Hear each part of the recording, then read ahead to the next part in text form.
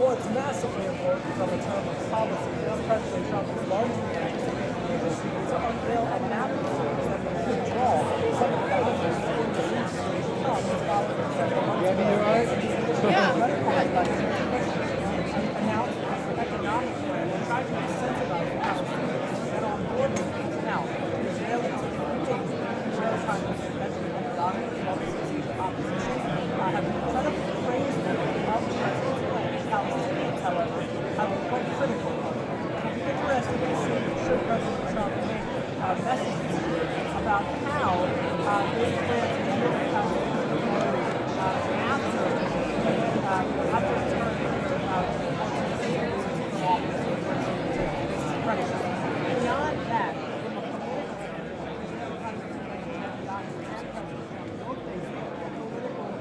political following them into this meeting. Of course, the Israelis have to come President Trump has sorry, by the way, this is largely seen as the opportunity in this White House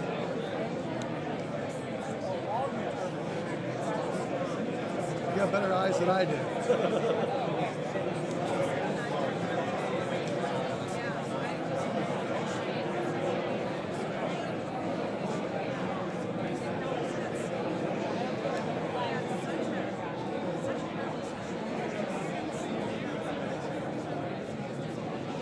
That's a great question.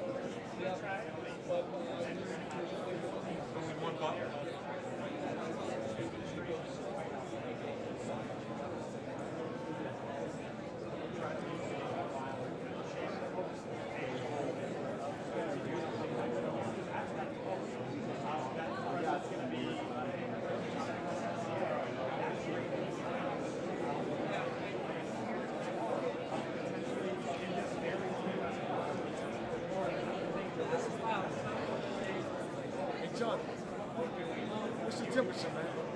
2-4. I got 2-3. I thought he was supposed to be in. he was here yesterday, but I thought he went back. I will. You can go right now. John, did they say anything to you? Yeah. About this IFB? Yeah.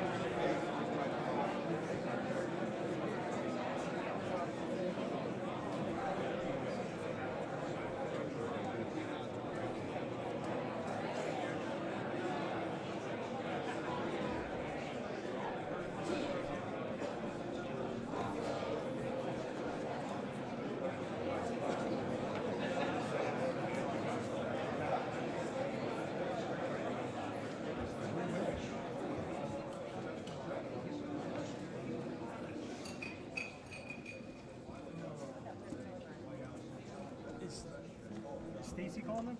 Yeah, she's on the horn with me.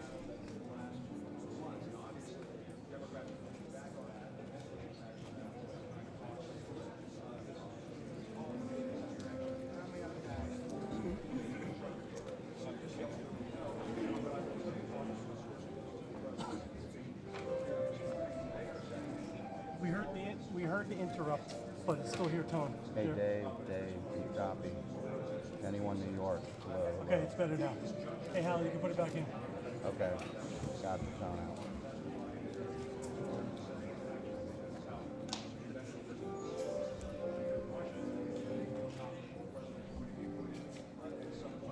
It was the control.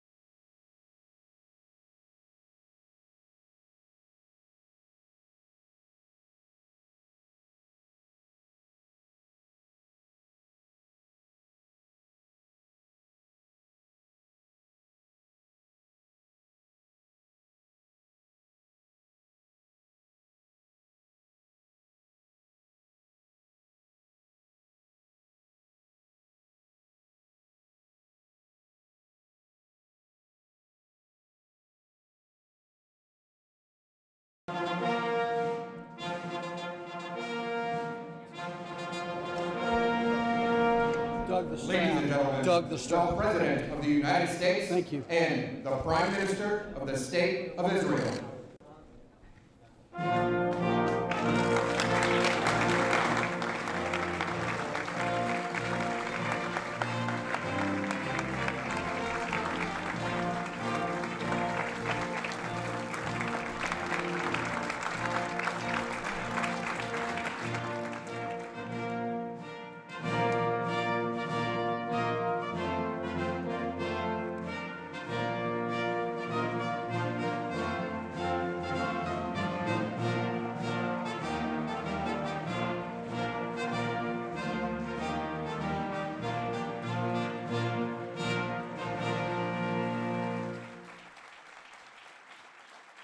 Thank you.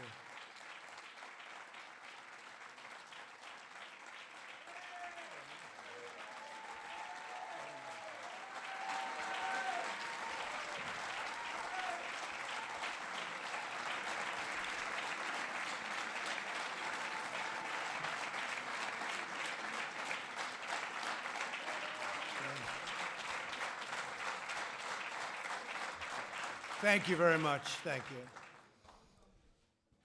Today, Israel takes a big step towards peace.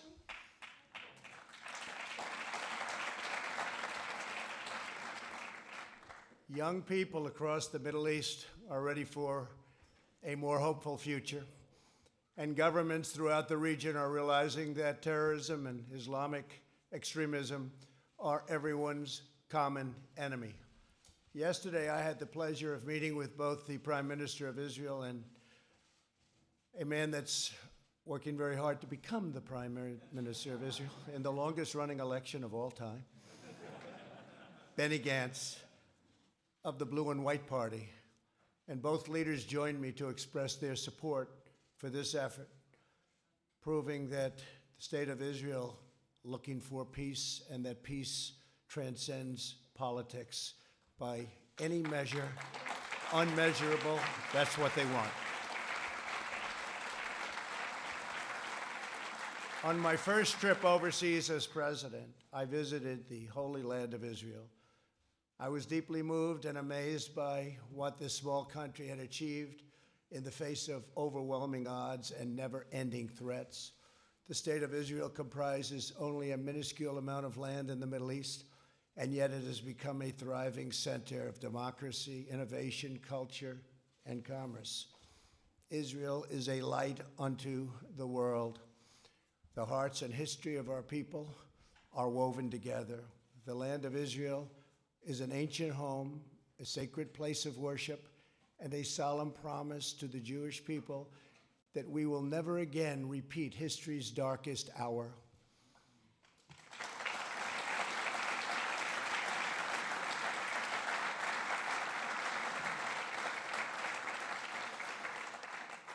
During my trip to Israel, I also met with Palestinian President Abbas in Bethlehem. I was saddened by the fate of the Palestinian people. They deserve a far better life. They deserve the chance to achieve their extraordinary potential. Palestinians have been trapped in a cycle of terrorism, poverty, and violence, exploited by those seeking to use them as pawns to advance terrorism and extremism. I returned from my visit determined to find a constructive path, and it's got to be a very powerful path forward in the Israeli-Palestinian conflict. To further this effort, I also met with President Abbas at the White House. Forging peace between Israelis and Palestinians may be the most difficult challenge of all. All prior administrations, from President Lyndon Johnson, have tried and bitterly failed. But I was not elected to do small things or shy away from big problems.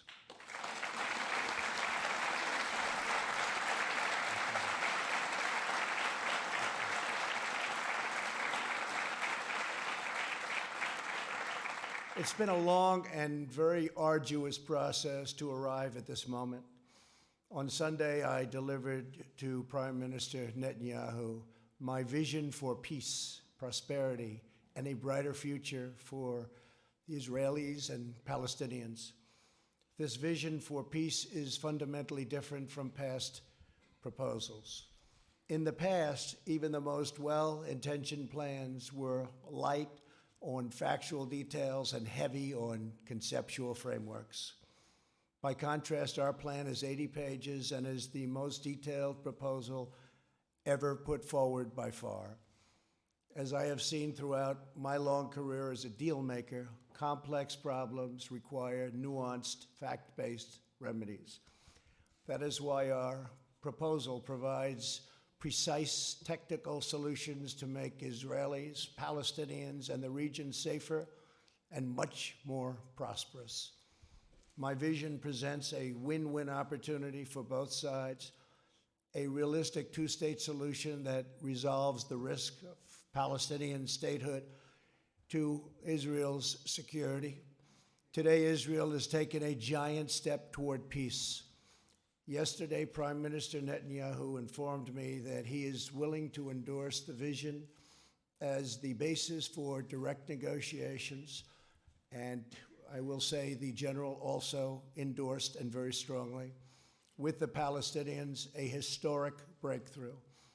And likewise, we have really a situation having to do with a race that is taking place right now.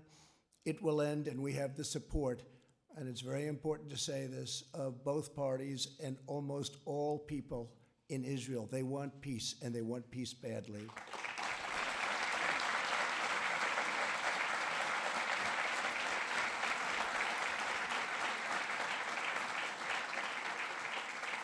This is the first time Israel has authorized the release of a conceptual map illustrating the territorial compromises it's willing to make for the cause of peace, and they've gone a long way.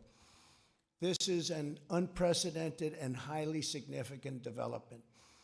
Mr. Prime Minister, thank you for having the courage to take this bold step forward.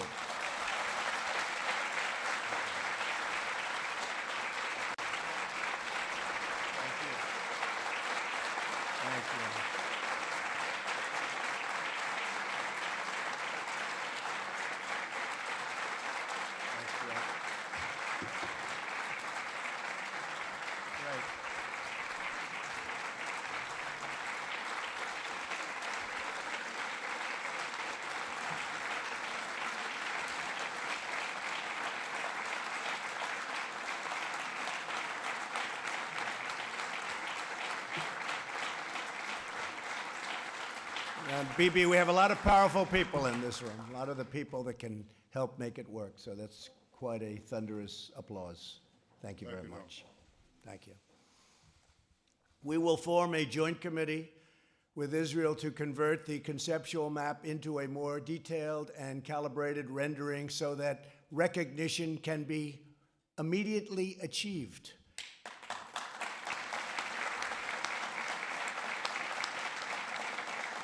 We will also work to create a contiguous territory within the future Palestinian state for when the conditions for statehood are met, including the firm rejection of terrorism.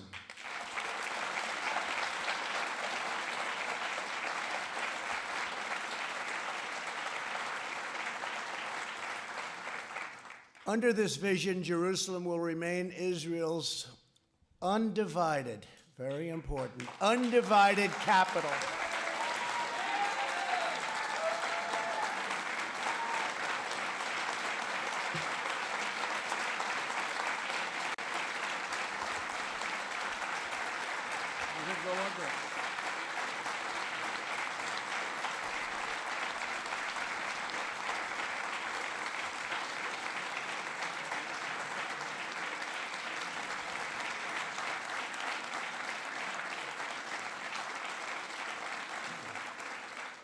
But that's no big deal, because I've already done that for you, right?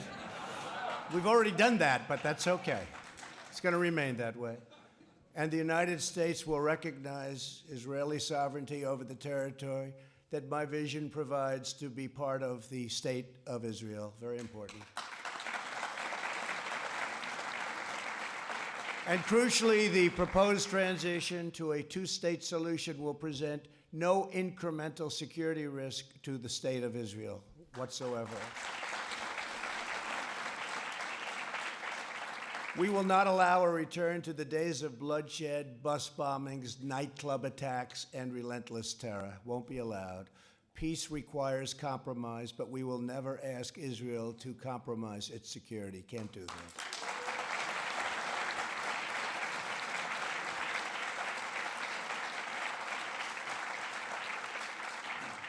As everyone knows, I have done a lot for Israel, moving the United States Embassy to Jerusalem, recognizing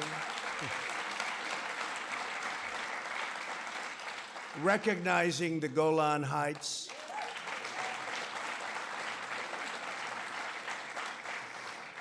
and frankly, perhaps most importantly, getting out of the terrible Iran nuclear deal.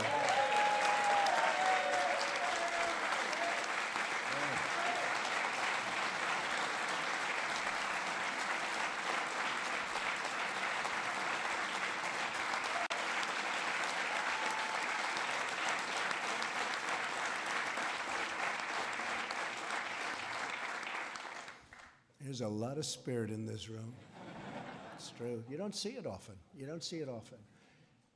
Therefore, it is only reasonable that I have to do a lot for the Palestinians, or it just wouldn't be fair. Now, don't clap for that, okay? But it's true. It wouldn't be fair. I want this deal to be a great deal for the Palestinians. It has to be. Today's agreement is a historic opportunity for the Palestinians to finally achieve an independent state of their very own. After 70 years of little progress, this could be the last opportunity they will ever have, and last for a lot of reasons. We'll never have a team like we have right now. We have a team of people that love the United States, and they love Israel, and they're very smart and very, very committed. From your ambassador, David Friedman,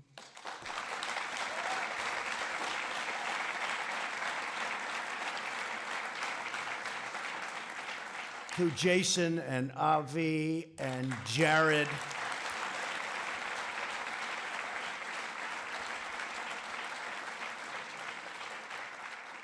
and they're all great deal makers, and they also understand the other side, and they want the other side to do well, because that's the sign of a great deal, and they understand that.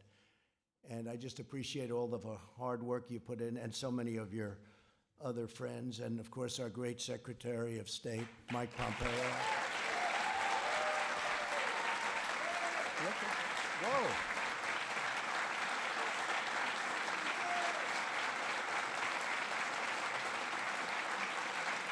Wow, that's impressive.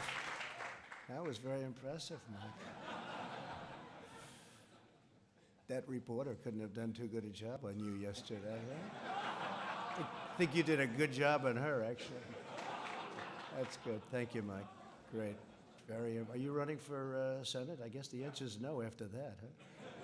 They all want him to. Kansas, great state. They want him to, but you're doing a great job. Don't move. The Palestinian people have grown distrustful after years of unfulfilled promises. So true. Yet I know they are ready to escape their tragic past and realize a great destiny. But we must break free of yesterday's failed approaches. This map will more than double the Palestinian territory and provide a Palestinian capital in eastern Jerusalem, where America will proudly open an embassy.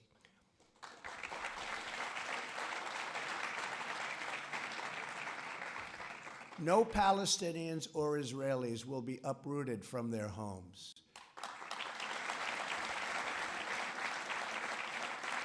Israel will work closely with a wonderful person, a wonderful man, the King of Jordan, to ensure that the status quo of the Temple Mount is preserved and strong measures are taken to ensure that all Muslims who wish to visit peacefully and pray at the Al-Aqsa Mosque will be able to do so. This is a major statement. This is of major importance, and at the same time, our vision will deliver massive commercial investment of $50 billion into the new Palestinian state. You have many, many countries that want to partake in this, and many of them are surrounding. They all want this to happen. Virtually every one of them want this to happen, and I think, Bibi, you know that very well. You're going to have tremendous support from your neighbors and beyond your neighbors.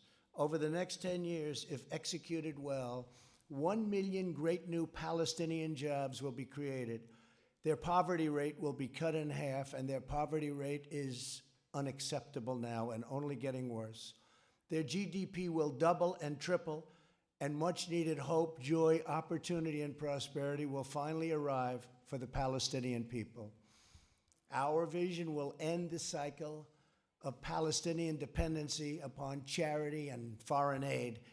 They will be doing phenomenally all by themselves. They are a very, very capable people.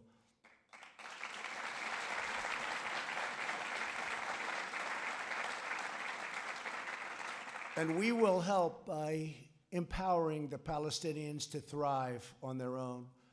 Palestinians will be able to seize the new future with dignity, self-sufficiency, and national pride.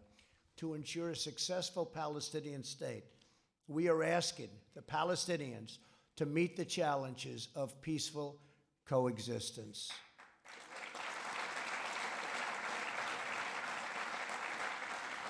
This includes adopting basic laws enshrining human rights, protecting against financial and political corruption, stopping the malign activities of Hamas, Islamic Jihad, and other enemies of peace, ending the incitement of hatred against Israel, so important, and permanently halting the financial compensation to terrorists.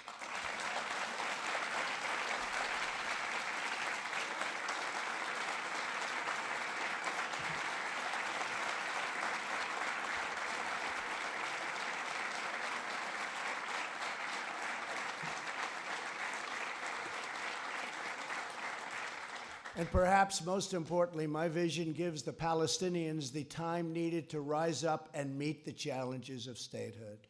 I sent a letter today to President Abbas. I explained to him that the territory allocated for his new state will remain open and undeveloped for a period of 4 years. During this time, Palestinians can use all appropriate deliberation to study the deal, negotiate with Israel, achieve the criteria for statehood, and become a truly independent and wonderful state. President Abbas, I want you to know that if you choose the path to peace, America and many other countries, we will be there. We will be there to help you in so many different ways, and we will be there every step of the way. We will be there to help.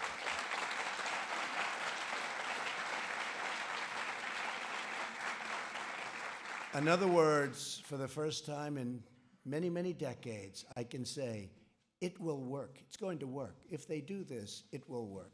Your response to this historic opportunity will show the world to what extent you are ready to lead the Palestinian people to statehood. The Middle East is changing rapidly.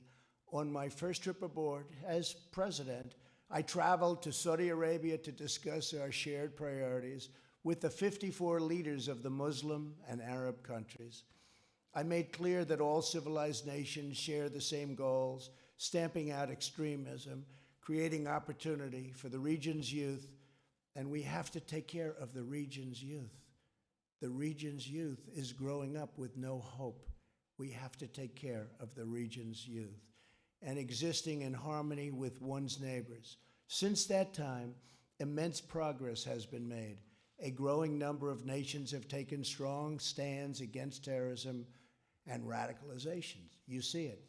Thanks to the courage of U.S. forces, the ISIS territorial caliphate, 100%, not 95%, not 99 or any other percent, 100% of the caliphate, ISIS, is destroyed, and its savage leader, al-Baghdadi, is now dead.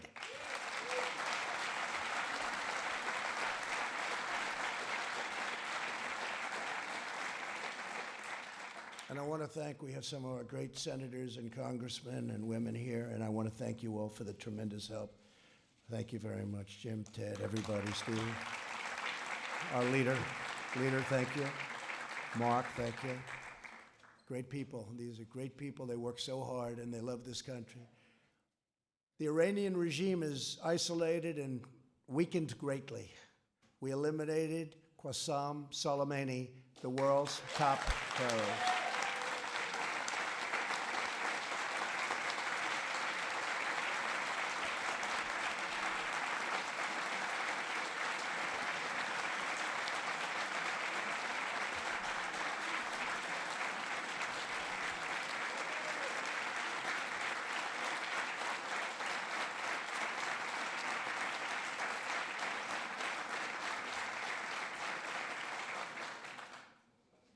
And as you know, he was with the head of Hezbollah.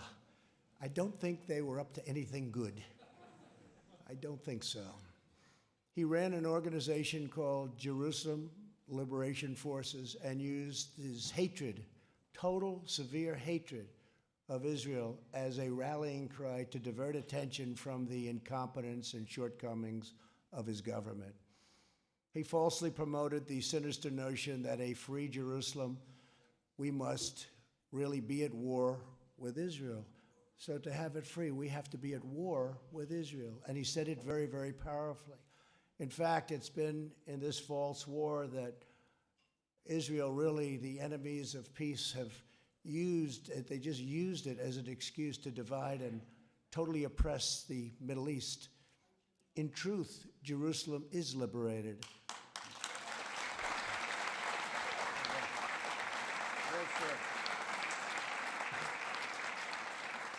Jerusalem is a safe, open, democratic city that welcomes people of all faiths and all places. It is time for the Muslim world to fix the mistake it made in 1948 when it chose to attack instead of recognize the new state of Israel. It's time.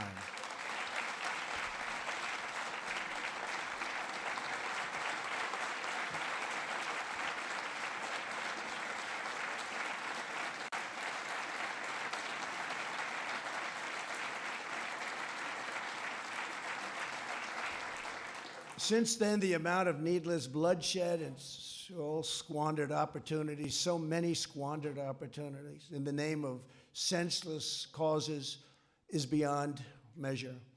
The Palestinians have been the primary pawn in this regional adventurism, and it's time for this sad chapter in history to end quickly, end now. It's never too late for courageous leaders to set a new course, to pursue what is right, to change the future only for the better. America is prepared to work with all parties on our vision. So many other countries are willing, ready, and able to work with us. I've spoken to many of them. I cannot believe the amount of support this morning has. I cannot believe it. I have been called by leaders, Boris called, so many called, and they're all saying whatever we can do to help. They all want to see it happen.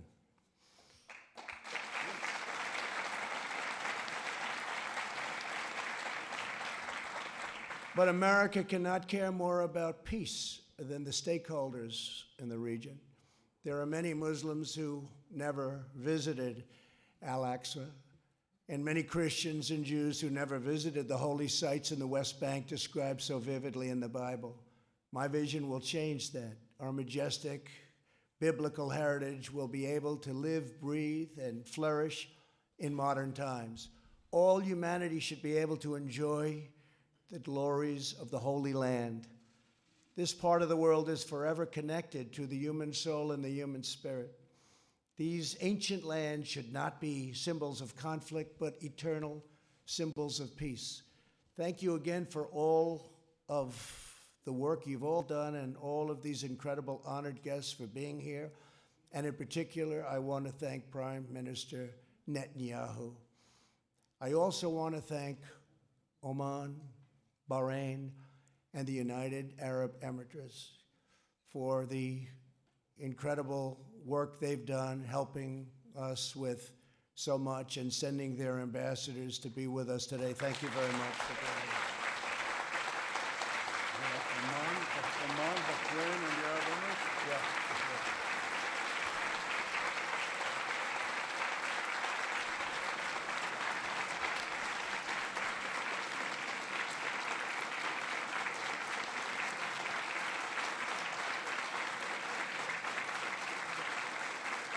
Thank you very much. Thank you very much. Please give our regards. America's partnerships in the region have never been greater, and our alliance with the State of Israel has never, ever been stronger than it is today.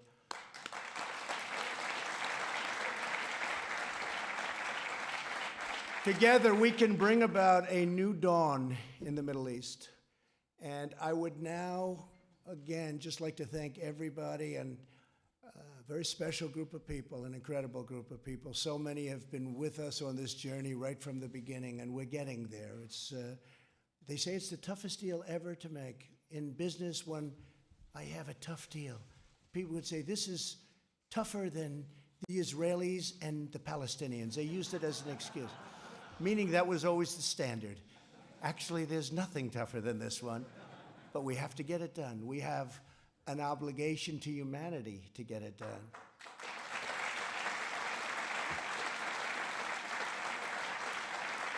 So I would now like to introduce the Prime Minister of Israel, who's worked so hard on this, Benjamin Netanyahu. Thank you.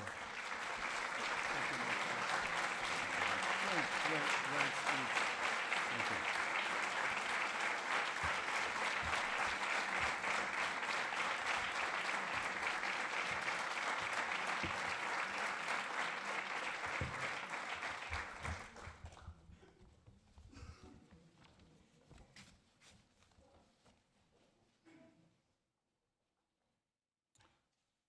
In the Middle East, we drink water before a long voyage.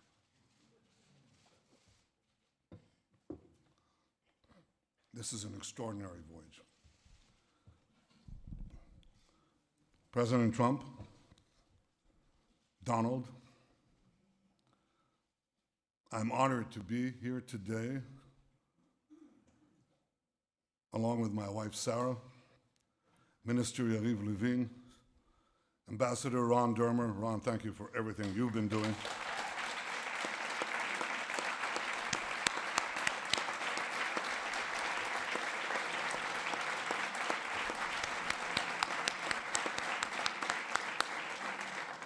National Security Advisor Mayor Ben Shabbat, thank you too, Mayor. And our entire delegation. We are honored to be here with you, Mr. President, with Secretary of State Mike Pompeo. We applaud you, Mike. Secretary of the Treasury Steve Mnuchin, National Security Advisor Robert O'Brien, America's UN Ambassador Kelly Craft, Jared Kushner and Ivanka, it's good to see you both.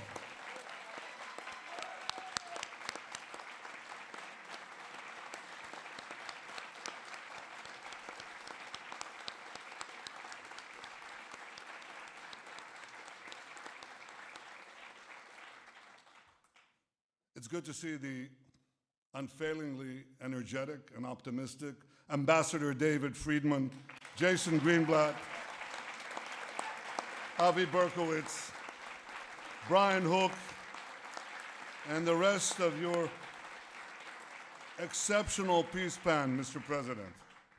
It's good to be here with the other distinguished ladies and gentlemen of your administration, with senators and members of Congress who are Israel's greatest friends on Capitol Hill. Thank you.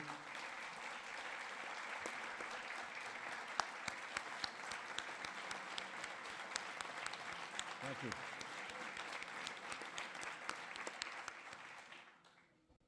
With the ambassadors of the United Arab Emirates, Bahrain, and Oman, what a pleasure to see you here, and what a sign it portends.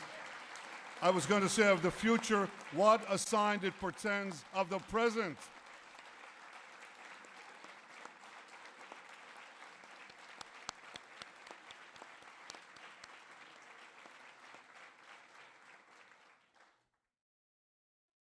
To all of you and to the many other distinguished guests who are here today, this is a historic day. And it recalls another historic day. We remember May 14th, 1948, because on that day, President Truman became the first world leader to recognize the state of Israel after our first Prime Minister, David Ben-Gurion, declared our independence. That day chartered a brilliant future.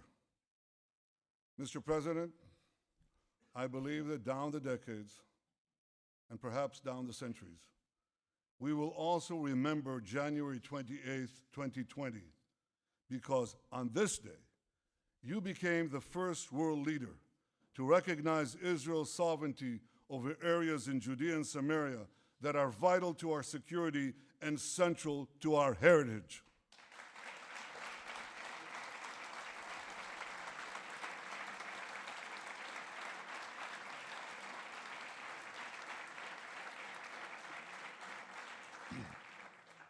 And on this day, you too have charted a brilliant future for Israelis, Palestinians, and the region by presenting a realistic path to a durable peace.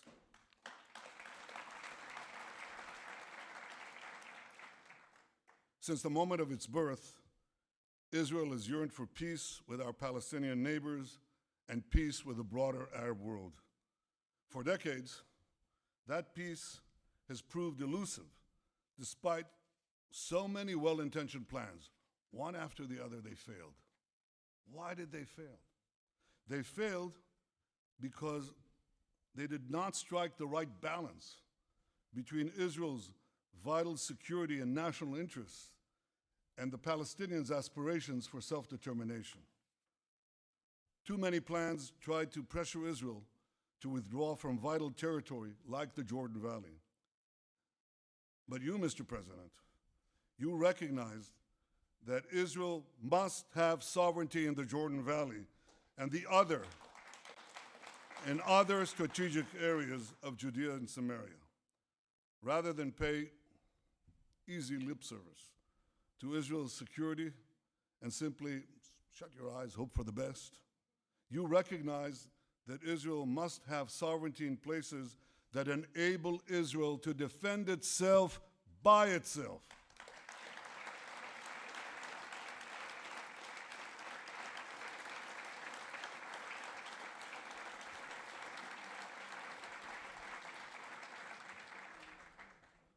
For too long, far too long, the very heart of the land of Israel, where our patriarchs prayed, our prophets preached, and our kings ruled, has been outrageously branded as illegally occupied territory. Well, today, Mr. President, you are puncturing this big lie.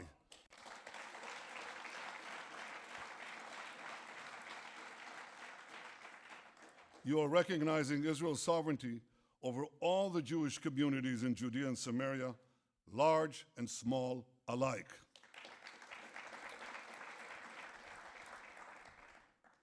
These, as the distinguished pastors who are here know very well, these are places inscribed in the pages of the Bible. These are places carved into the bedrock of our common civilization. The sacred tomb in Hebron, where the fathers and mothers of the Jewish people are buried. Bet El, where Jacob dreamed of a ladder ascending to the heavens. Shiloh, where the Ark of the Covenant that held the 10 Commandments for centuries. That's what happened in Shiloh.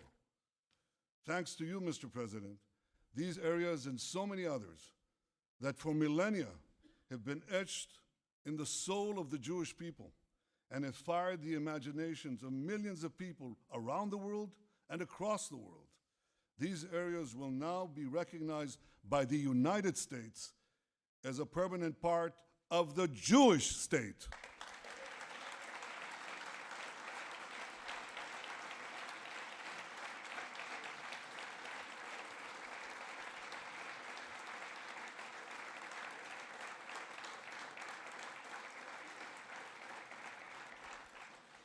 Mr. President, because of this historic recognition, and because I believe your peace plan strikes the right balance where other plans have failed, I've agreed to negotiate peace with the Palestinians on the basis of your peace plan.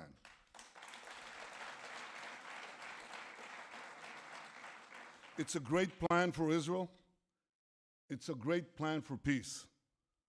Frankly, Mr. President, given all that you have already done for Israel, I'm not surprised. You have been the greatest friend that Israel has ever had in the White House.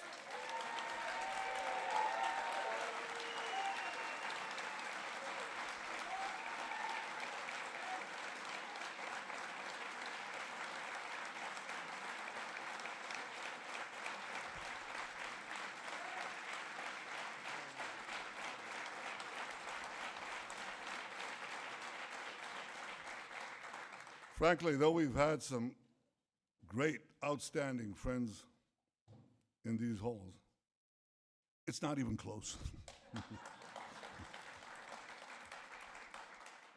your historic decisions to recognize Jerusalem as Israel's capital, to recognize Israel's sovereignty over the Golan Heights, to reaffirm Israel's legal claims in Judea and Samaria, to stand up to Iran, to pull out of that dangerous Iran deal, to confront is not the word, to eliminate Qasem Soleimani, to support and encourage unbelievable cooperation between Israel and the United States in the military and strategic and intelligence fields. All this bear testament to the friendship and depth of your leadership and commitment to Israel. From our very first meeting here in the White House 3 years ago, you repeatedly made clear your commitment to help Israel achieve peace with the Palestinians and peace with the rest of the Arab world. Mr. President, I share that commitment, and I look forward to working with you to achieve a peace that will protect Israel's security, provide the Palestinians with dignity and their own national life, and improve Israel's relations with the Arab world. Your peace plan advances all these goals.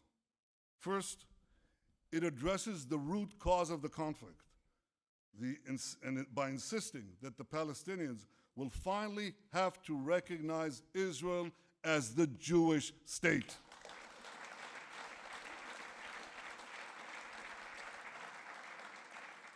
Second, it stipulates that Israel will retain security control in the entire area west of the Jordan River, thereby giving Israel a permanent eastern border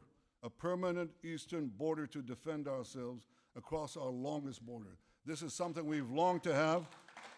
We now have such a recognized boundary. Third, your plan calls for Hamas to be disarmed and for Gaza to be demilitarized.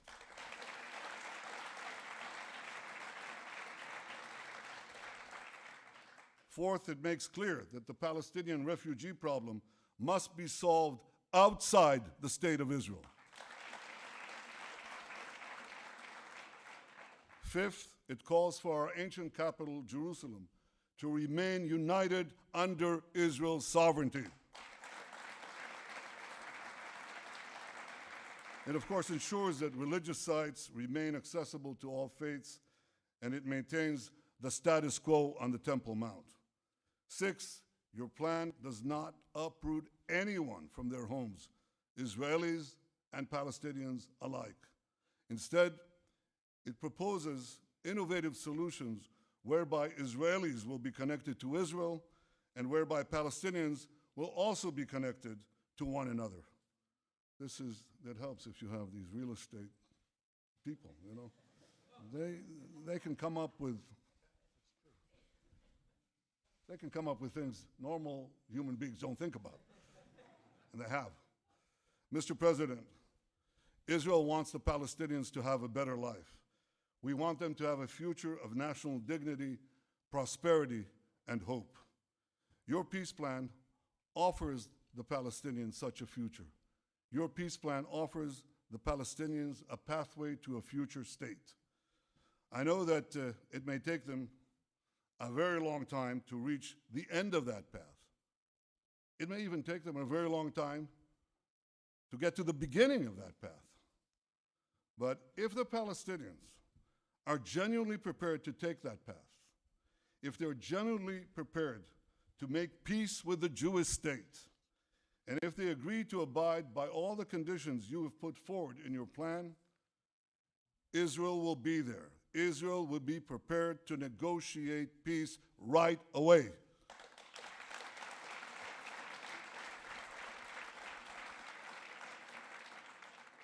Regardless of the Palestinian decision, Israel will preserve the path of peace in the coming years.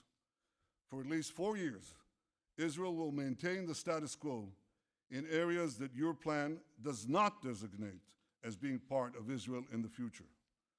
At the same time, Israel will apply its laws to the Jordan Valley, to all the Jewish communities in Judea and Samaria, and to other areas that your plan designates as part of Israel and which the United States has agreed to recognize as part of Israel.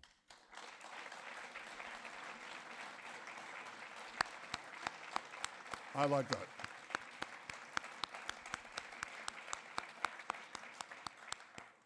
This decision will protect Israel's security, ensure Israel's national interests, and leave open the possibility of a political settlement with the Palestinians in the coming years.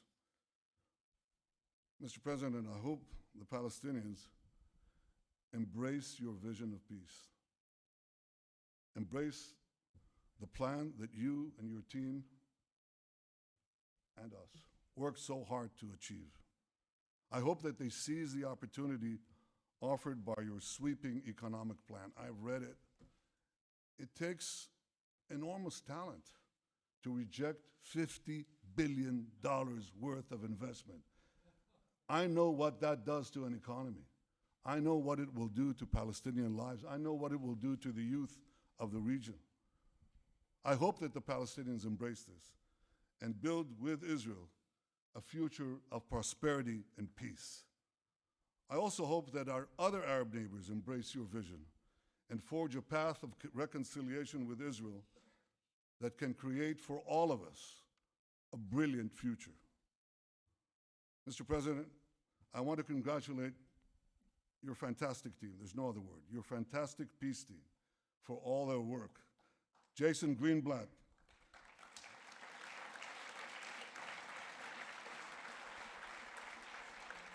thank you, Jason, for the terrific job you did as America's peace envoy for nearly 3 years. Avi Berkowitz, thank you for stepping out. Thank you, Avi, for stepping out from your important behind-the-scenes role and ably working in those past few months to get this plan done. Ambassador David Friedman, thank you, David.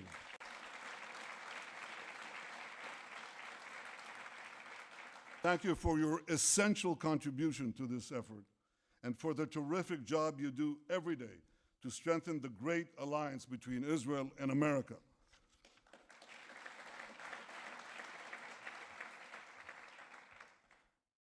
And Jared Kushner, without your wisdom, your persistence, your resolve, this day would have never come.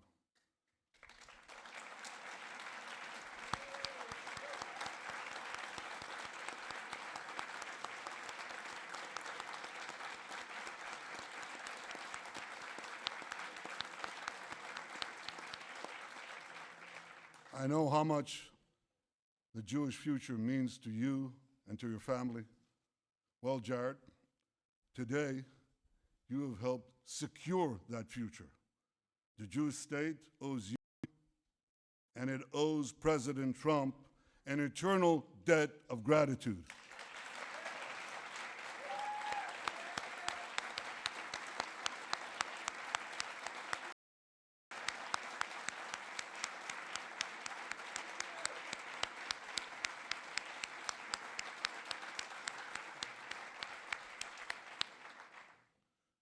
Mr. President, on that historic day of May 14th, 1948, both David Ben-Gurion and President Truman had a fateful decision to make. Many argued that Ben-Gurion should not declare Israel's independence. Many argued that President Truman should not recognize the Jewish state. But both leaders understood the magnitude of the hour. They seized the moment and they changed history. Like you, Mr. President, I understand the magnitude of this moment. With you, Mr. President, I'm prepared to seize the moment and change history. I know that there'll be opposition. There's always opposition. I know there'll be many obstacles along the way, much criticism. But we have an old Jewish saying, if not now, when? And if not us, who? Im lo achshav, matai, im lo anachnu, az mi. Mr. President, your deal of the century is the opportunity of the century. And rest assured, Israel will not miss this opportunity. Mr. President, Donald, Israel is blessed to have your friendship and your powerful leadership, and Israel is blessed to have the friendship of the greatest power on earth, the United States of America. May God bless America, may God bless Israel, and may God bless us all with security, prosperity, and peace. Thank you.